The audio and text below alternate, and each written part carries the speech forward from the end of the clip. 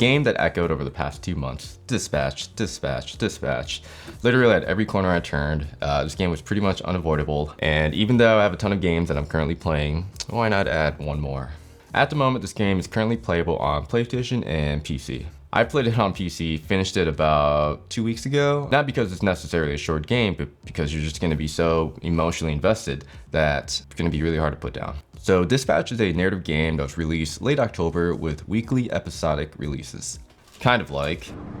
Why do you say that? Yes. Well, funny enough, AdHoc Studio and some of the team members behind Dispatch were former game developers over at Telltale Games. This video will remain spoiler-free. I'm going to try to only show segments from trailers that have been released and avoid mentioning any specific characters or reveal any potential story plots that might ruin the overall experience for you. I really think that going in blind is going to give you the best start in playing the game.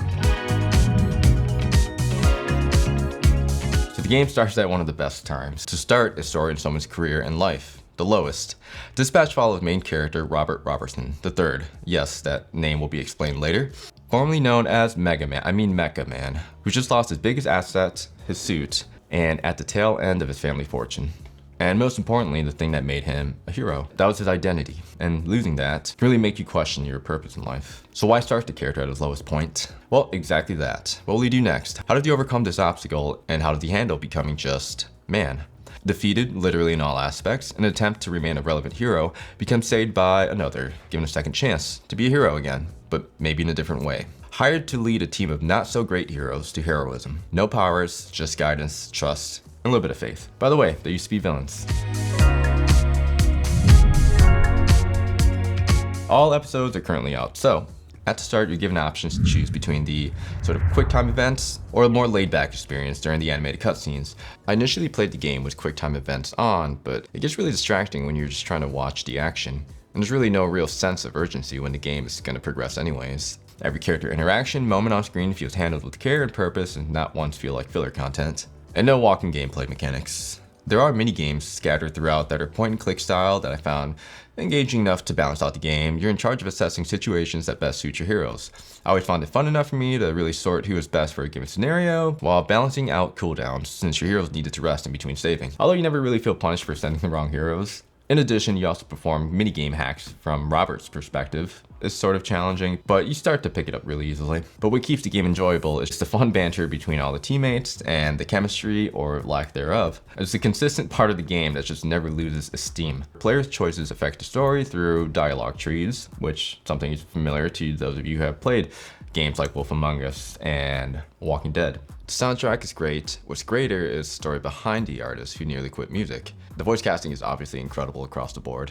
There are some parts of the game worth mentioning that relate to that. At a moment in the game, you had to choose between specific options, and I didn't fully agree with said options, and I sort of just let it time out. And the game just sort of picks a option for you, which I would have liked no option as an option. So I think there was this kind of lack of narrative punishment at times. Overall, I think this is a story worth experiencing and playing, not just for Robert, but for the rest of the team once you get to know them. I'm really rooting for this game to have a season 2. I would love to explore more of this world, and it doesn't have to necessarily be from Robert's perspective. I think it'd be really interesting to see things from the other heroes' perspectives. I really hope to see more from the studio in general. I mean, after all the trouble they went through to just get this game made, it was a reflection of the characters themselves. This is a story with a lot of heart and heroism that is charming, hilarious all throughout.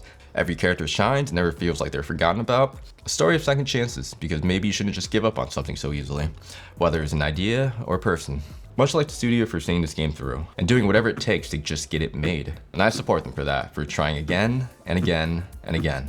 I think something we could all take away and apply to our own lives. I mean, at one point, they were literally so close to shutting down, they even avoided getting their own paychecks, just to make sure the staff were getting paid. Making this game was just not an easy process for the studio, and I think it's really inspiring when you have this idea that you just believe in and you hold on to it, and trying to release this sort of narrative game in this pool of genres that supporters might not fully believe in, was a big risk for them, and it paid off. So if you enjoyed this video, please leave a like and subscribe. I would love to hear some of your comments down below. If you had a chance to check out my first video, I really appreciate the comments. Maybe I'll go into a deeper full-on review in the future. But for now, thanks again, and I'll see you later.